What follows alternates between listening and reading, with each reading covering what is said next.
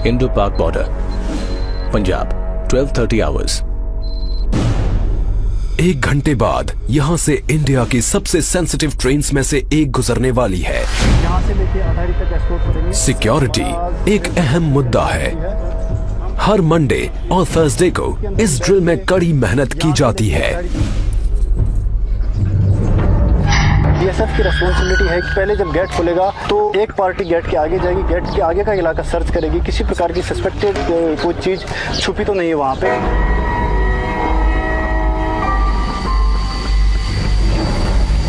जो ट्रेन पाकिस्तान से आएगी उसको जीरो लाइन से एस्कॉर्ट करके यहाँ पे अटारी स्टेशन से पहले जीआरपी की पोस्ट पड़ती है, उनको हैंडओवर करके वापस आना। साथ में डोमिनेटिंग फीचर के ऊपर में हमारे वेपन माउंट होते हैं तथा गाड़ियों के ऊपर में वेपन माउंट होते हैं कि किसी प्रकार की कंटीजेंसी या कोई बंदा भागने की कोशिश करे तो उसे हम चेज करके पकड़ सकें। अटारी का high profile busy border Punjab के दूसरे बॉर्डर एरिया से बिल्कुल उलट है। इसकी उपजाऊ जमीन की वजह से पंजाब को इंडिया की ब्रेड बास्केट भी कहा जाता है। इसकी थोड़ी सी जमीन इंटरनेशनल बॉर्डर और फेंस के बीच में पड़ती है। एज अ किसान गार्ड बीएसएफ के जवान फार्मर्स की तलाशी लेते हैं, ये देखने के लिए कि कहीं कोई इलीगल एक्टिविटी तो नहीं चल रही। यहाँ पर जो फेंसिंग है और जीरो लाइन के बीच में 200-250 मीटर आगे तक किसानों का जमीन है। आगे हमारे जिस टाइम किसान जाते हैं उनको प्रॉपर हम चेक करते हैं और उनके साथ हम सुरक्षा गार्ड आगे भेजते हैं ताकि ऐसी जो सामान जो पाकिस्तान की तरफ से जैसे कि तस्करी का सामान होता है, हीरोइन वगैरह होता है और हथियार हमने हमारे कंट्री के अंदर नहीं है। पाकिस्तान और साढ़े नज़दीक है, नाल खेती उनकी है, नाल खेती आपकी है, कोई दिक्कत नहीं, कोई खौफ नहीं, उनका काम करते हैं, खेती वधिया। बीएसएफ अपने हमारे साथ है, जिथे जायदा नाल जाते हैं पूरा अपनी निगरानी रखते हैं, पूरा ध्यान रखते हैं। थोड़ी थोड़ी दूरियों पर भी बॉर्डर एरियाज एक दूसरे से बहुत अलग नजर आते हैं। बॉर्डर के कुछ हिस्सों में सीजनली पानी भर जाता है, जिससे सिंपल पेट्रोलिंग भी मुश्किल हो जाती है। जवान अपनी पेट्रोलिंग ड्यूटीज घुटने तक के रबर बूट्स पहनकर करते हैं। जब बरसात वगैरह ज़्यादा होती है या भागड़ा नांगल बांध का पानी छोड़ा जाता है तो यहाँ पर इस एरिया में भी, हमारे बॉर्डर एरिया में भी 5-5 फीट तक पानी भर जाता है। कैसा भी सीजन हो, चाहे गर्मी हो, तूफान हो, पानी हो, कुछ भी हो, उसमें भी ये पेट्रोलिंग जारी रहती है। लेकिन इस बॉर्डर से साउथ में और आगे है एक ऐसा इलाका जो कहीं ज्यादा चैलेंजिंग है। यहाँ दूर दूर तक कुछ दिखाई नहीं देता, फिर भी साल के ज्यादातर समय खारे पानी से ढकी रहने वाली इस बंजर जमीन की बराबर चौकसी की जाती है। ये है ग्रेट रन ऑफ कच्छ, दुनिया के सबसे बड़े सॉल्ट डेजर्ट्स में से एक। ये है वेस्टर्न टर्मिनस पिलर 1175, इंडिया और पाकिस्तान के बीच आखिरी बाउंड्री पिलर। इससे आगे है क्रीक्स, स्ट्रीम्स और वाटरवेज का नेटवर्क जो अरेबियन सी में मिल जाता है। और ये है सर क्रीक, इंडिया और पाकिस्तान के बीच डिस्प्यूटेड खाड़ी। समंदर शांत दिखता है, लेकिन साइक्लोनिक विंड्स 1 मीटर ऊंची लहरें उठाकर ऑपरेशंस में रुकावट डाल सकती हैं। समंदर में मौजूद बॉर्डर्स की चौकसी के लिए बीएसएफ का अपना वाटर विंग है। नदियों और समंदर की पहरेदारी के लिए इन फास्ट अटैक क्राफ्ट्स में लगे अल्ट्रा मॉडर्न कम्युनिकेशन सिस्टम्स इस्तेमाल किए जाते हैं। इस वेसल को हम रात को दिन में कभी मूव कर सकते हैं। लेटेस्ट टेक्नोलॉजी के हमारे जीपीएस है, रडार है, इको साउंडर दे रखा है, तो ये इसमें लेटेस्ट मैप्स इसमें फीड कर रखे हैं। इसमें हमने रूट मार्क कर रखे हैं, रात को सुबह हम कभी इसमें मार्च कर सकते हैं। सावला पीर क्रीक्स में ये एक ऐसी लैंड आउटपोस्ट है जो कई किलोमीटर के इलाके में हाईएस्ट पॉइंट है। बॉर्डरमैन हाई बूट्स और एंकलेट्स पहनते हैं ताकि उनके पैर जानलेवा सांपों से बच सके। वो इस वीरान पोस्ट पर साल के 6 महीने निगरानी रखते हैं। इसकी स्ट्रेटेजिक इंपॉर्टेंस बहुत ज्यादा है और इसकी वजह है पाकिस्तानी एक्टिविटीज। क्रीक्स के आसपास कीचड़ और दलदली जमीन पर दिन में 2 बार आने वाले हाई टाइड्स की वजह से पानी भर जाता है। इस जियोग्राफिकल चैलेंज को कंट्रोल करने के लिए स्पेशल स्किल्स की जरूरत होती है और ये क्रीक क्रोकोडाइल कमांडोज पानी और दलदल दोनों में काम को बखूबी अंजाम देते हैं। क्रीक्स में आने के तमाम रास्तों से घुसपैठ का खतरा बना रहता है। पड़ोसी की पकड़ी गई ये बोट्स इलाके की स्ट्रेटेजिक इंपॉर्टेंस की तरफ इशारा करती हैं। ऐसा इलाका जहां बॉर्डरमैन का इम्तिहान उस पार बैठा दुश्मन ही नहीं, यहां की जमीन भी लेती है।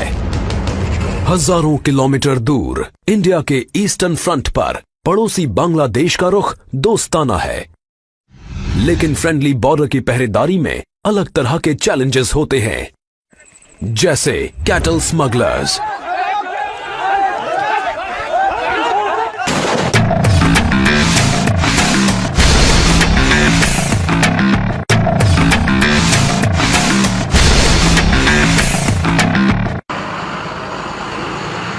बांग्लादेश से सटा इंडिया का आड़ा तिरछा बॉर्डर 4000 किलोमीटर से ज्यादा लंबा है। इसे रेड क्लिफ लाइन भी कहते हैं। ये न्यूयॉर्क और लॉस एंजलिस के बीच के फासले से भी लंबा है। त्रिपुरा इंडिया का ये तीसरा सबसे छोटा स्टेट 3 तरफ से बांग्लादेश से घिरा हुआ है। Indo Bangladesh border Tripura 1600 hours. कई जगह तो घनी आबादी वाले गांव इंटरनेशनल बॉर्डर के बेहद नजदीक बसे हैं। ये जो 2033 बॉर्डर पिलर है, ये बिल्कुल ये जो एक फैमिली है, इसके 2 भाई अभी बांग्लादेश में, 2 इंडिया में, और उनकी जो परिवार है ये दोनों आधा आधा बटा हुआ है, और ये बॉर्डर पिलर इन दोनों को मतलब आधा आधा करता है। इस इलाके की पुलिसिंग एक उलझन भरा काम है, क्योंकि कई बड़ी एक्सटेंडेड फैमिलीज बॉर्डर के दोनों तरफ रहती हैं। हम लोग ऐसा कोई महसूस नहीं हुआ ये इंडिया है या बांग्लादेश है। हम लोगों का बहन भी वापस शादी हो रहा है, मेरा भाई भी वापस शादी हुआ है, मेरे काका भी उधर के शादी करने वाला है, मेरा नाना का घर भी उधर ही है। लेकिन आबादी से दूर घनी हरियाली से ढकी त्रिपुरा की लो हिल्स मुसीबत पैदा करती हैं। बॉर्डरमैन को यहाँ मस्कीटो नेट फेस मास्क पहनकर चौकसी करनी पड़ती है, क्योंकि इस इलाके में है दुनिया का deadliest malaria parasite Plasmodium falciparum. Local इसकी ट्रीटमेंट का कोई यहाँ पर प्रावधान नहीं है, और हम लोगों को इन बंदों को जो है हेक्टर से इवैक्यूएट करना पड़ता है, और चूंकि यहाँ पर रोड कनेक्टिविटी नहीं है, और इस वजह से जो है इसमें कई बार ले जाने में काफ़ी दिक्कत होती है, और बंदा लेट होने से जो है उसकी जान भी जा सकती है। क्रू को भी ये नेट्स पहनाए गए हैं। ये यूनिफॉर्म्स लाइफ और डेथ के बीच बारीक शील्ड का काम करती हैं, और ये खतरनाक इलाका ही इनका असली दुश्मन है। त्रिपुरा के साउथ वेस्ट में 300 किलोमीटर से थोड़ा आगे बीएसएफ के ये जवान रात में चौकसी कर रहे हैं। यहाँ चैलेंजेस बिल्कुल अलग हैं। North 24 Pargana district west Bengal 200 hours. Thermal imager पर सस्पिशियस मूवमेंट पकड़ी जाती है। मैंने हैंड हेल्ड थर्मल इमेजर के मॉनिटर पे अभी देखा कि आईबीबीआर 500 मीटर पीछे जाम खड़े हैं। 10 से 15 कैटल का मूवमेंट है, और उनके साथ लगभग 20 से 25 लोग भी हैं जो आईबीबीआर की तरफ बढ़ रहे हैं।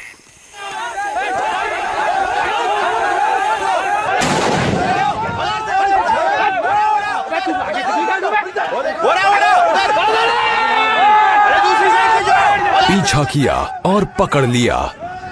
इंडिया बांग्लादेश बॉर्डर के 1/4 हिस्से पर फेंस नहीं है, इसी वजह से इन इलाकों में बहुत ज्यादा कैटल स्मगलिंग होती है। 2014 में लाखों डॉलर कीमत के करीब 20 लाख कैटल बॉर्डर के पार स्मगल किए गए थे। बॉर्डरमैन की स्ट्रेटेजिक पेट्रोलिंग टैक्टिक्स की वजह से अब स्मगलिंग में तेजी से कमी आई है। वेस्टर्न बॉर्डर की ही तरह यहां ईस्टर्न बॉर्डर पर जमीन पर सिर्फ बोट्स ही नहीं होते।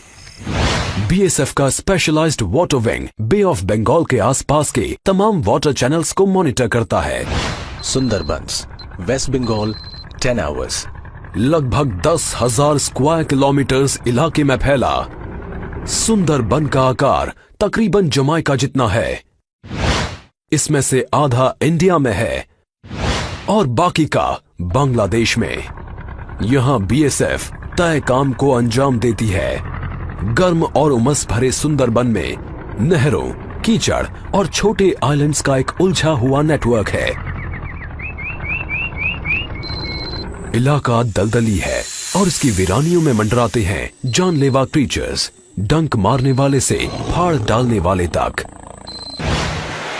दुर्गा उन 3 फ्लोटिंग बॉर्डर आउटपोस्ट्स में से एक है जहां बीएसएफ सुंदरबन के आसपास के दूर दूर तक फैले रिवराइन बॉर्डर को मॉनिटर करने के लिए इस्तेमाल करती है। 353 टन का हर वेसल लैस है इको साउंडर्स और सैटेलाइट नेविगेशन इक्विपमेंट से, ताकि जवान इस बदलते मंजर पर महारत हासिल कर सकें। दुर्गा में रहते हैं 30 बॉर्डरमैन। बाकियों की तरह ये लैस हैं 4 फास्ट पेट्रोल बोट से, जो स्मगलिंग और घुसपैठ को कंट्रोल करने के लिए फ्लोटिंग चेक पॉइंट्स की तरह काम करती हैं।